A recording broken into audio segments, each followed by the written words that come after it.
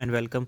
देखिए, यूपी ने एक ऑर्डिनेंस पास कर दिया है जिसके अंदर गैर कानूनी तरीके से जो कन्वर्जन किया जाता था शादी को लेकर के, अब वो जो है नल एंड वॉलिफाइड नल होगा। लेकिन वो किस केसेस में होगा? ऐसा नहीं है कि आप अगर दो लोग हैं वो इंटर रिलीजन करना चाहते हैं तो कर नहीं सकते हैं, वो कर सकते हैं। लेकिन जो अपनी आइडेंटिटी छुपा करके करते हैं, किसी रीज़न से करते हैं, इस वो अब पॉसिबल नहीं होगा। ये इस ऑर्डिनेंस के अकॉर्डिंग यही कहा गया है। लेकिन देखिए, ऐसा करने का ज़रूरत क्यों पड़ा? क्योंकि देखिए, कुछ लोग तो जेन्युइनली करते हैं, कुछ लोग क्या कर रहे थे कि अपनी आइडेंटिटी छुपा करके शादी कर ले रहे थे। और ऐसा ये नहीं है कि न्यूज़ कह रहा है, मीडिया कह रहा है या न्यूज़पेपर बता रहा है, नहीं, ये डेटा निकल कर के सामने आया है। जो फीमेल है वो कंप्लेंट करती थी, फीमेल की फैमिली मेम्बर कंप्लीट करते थे कि शादी से पहले तो ये बताया गया था, अब ये निकला, अब उसके साथ वो वायलेंट एक्टिविटीज़ हो रही हैं, क्रिमिनल केसेस भी सामने आए हैं। तो अब गवर्नमेंट ने सोचा कि हम लोगों को पता कैसे चलेगा कौन लोग जेन्युइनली करना चाह रहे हैं या किसी को, कुछ लोग जो है इसके पीछे अपना कोई मोटिव चला रहे हैं। तो इसको लेकर के जो है गवर्नमेंट ने ऑर्डिनेंस पास किया। तो इस ऑर्डिनेंस के अंदर क्या क्या पेनल्टी रखी गई हैं, पनिशमेंट रखी गई हैं, वो हम डिस्कस करेंगे।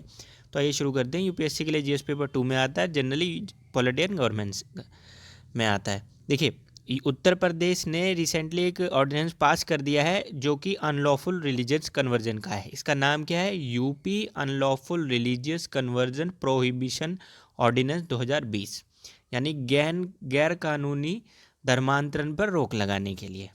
ठीक है।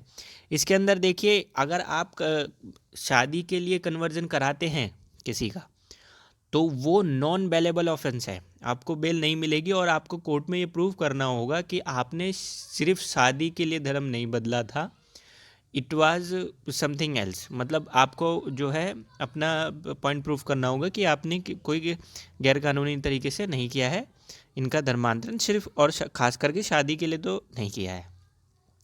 अब इसमें जो है आपको डिस्ट्रिक्ट मजिस्ट्रेट के पास रिलीजियस कन्वर्जन के लिए 2 महीने का नोटिस देना होगा। ऐसा नहीं है कि कर नहीं सकते। देखिए, प्रोसीडिंग रखी गई है कि आप कर सकते हैं, तो इसमें वो नहीं है। लेकिन पनिशमेंट किस किस चीज़ पर लगाई है कि जब वो पता चलता है कि आपने गैर कानूनी तरीके से किया और सिर्फ धर्म के शादी के लिए धर्म बदला है, तो इस वजह से पनिशमेंट लगाई गई। अब ये है कि किसी वुमन से अगर आप सिर्फ और सिर्फ शादी के लिए उसका धर्म बदलवाते हैं तो वो शादी मान्य नहीं होगी। इस केस में आपको कम से कम 1 साल की जेल, जो कि 5 साल तक बढ़ सकती है, और 15,000 रुपये का फ़ाइन लगेगा। यह है नॉर्मल केस के अंदर।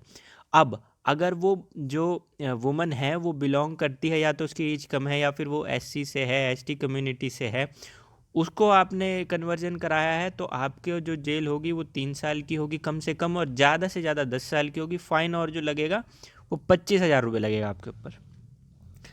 अब लास्ट केस में क्या आता है? देखिए, कई बार मास कन्वर्जन भी होते थे, एक से ज़्यादा, एक ही स्टेज पर, एक ही मतलब समय पर एक से ज़्यादा। आपने देखा होगा कि कई बार कि इतने लोग धर्म परिवर्तन कर रहे हैं या वो हो रहा है। तो मास कन्वर्जन जो होते थे, उस केस में क्या रखा गया है कि आपको कम से कम 3 साल की जेल हो सकती है अगर इसमें गैर कानूनी मास कन्वर्जन में अगर आप पाए जाते हैं, तो 3 साल की कम से कम जेल, ज़्यादा से ज़्यादा 10 साल की, और फाइन लगेगा 50,000 रुपये का।